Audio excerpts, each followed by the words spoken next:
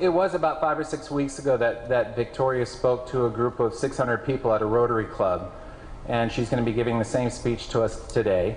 And I saw it, I think a week or so after it hit the web, it started going around, and so I quickly got on the phone and talked with her dad Zane and invited them here. And so we have a very special treat. So Victoria, come on up, do your thing.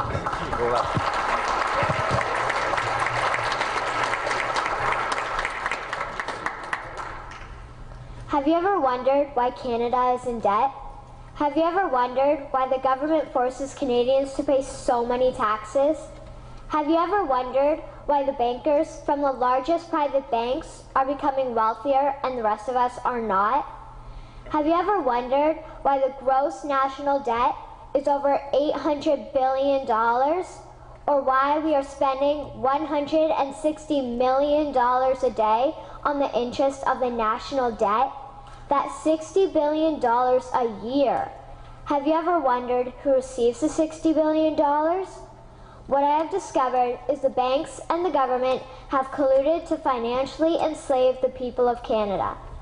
I will share with you 3 important points of reference which will hopefully spark enough interest and concern for you to continue the research on your own and to engage your government to stop this criminal act against the people of Canada. First, we will briefly examine the Bank of Canada. Second, we will see how our banking system works today.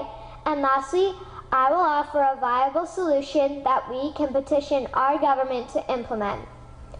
A very little known figure in Canadian history is J.L. Gradon McGeer. He was a lawyer, member of Parliament, and Mayor of Vancouver. His contribution to Canada is probably the greatest in our history. He championed the creation of the National Bank of Canada, whose sole purpose is to create and manage Canada's money.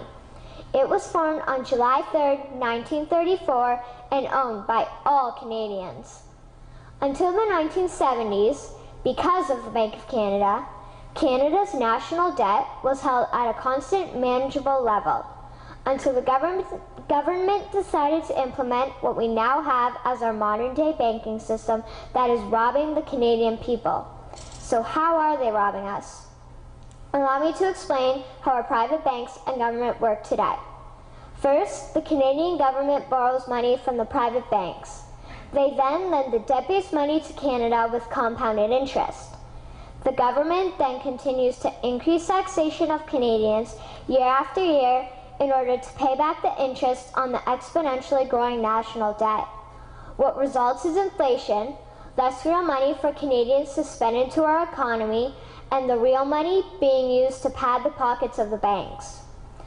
Also, the government gave the banks the ability to loan out money that doesn't exist in the form of loans.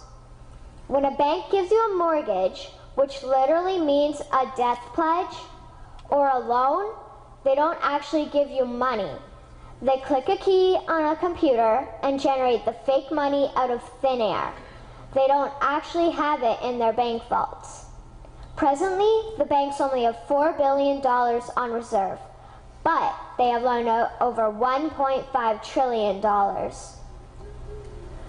To quote Graham Towers, each and every time a bank makes a loan, a new bank credit is created. New deposits, brand new money. Broadly speaking, all new money comes out of a bank in the form of loans. As loans are debt, then under the present system, all money is debt. What I find interesting is even Jesus, in Matthew 21, drove out the money changers in the temple because they were manipulating the currency to steal money from the people.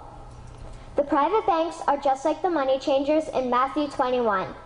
They are defrauding and robbing the people of Canada, thus their freedom, and they need to be stopped. How should the banking system work?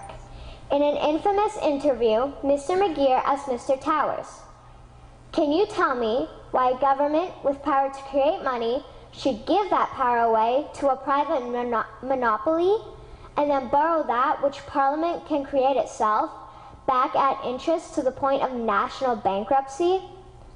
Mr. Towers replied, "If Parliament wants to change the form of operating the banking system, then certainly that is within the powers of Parliament.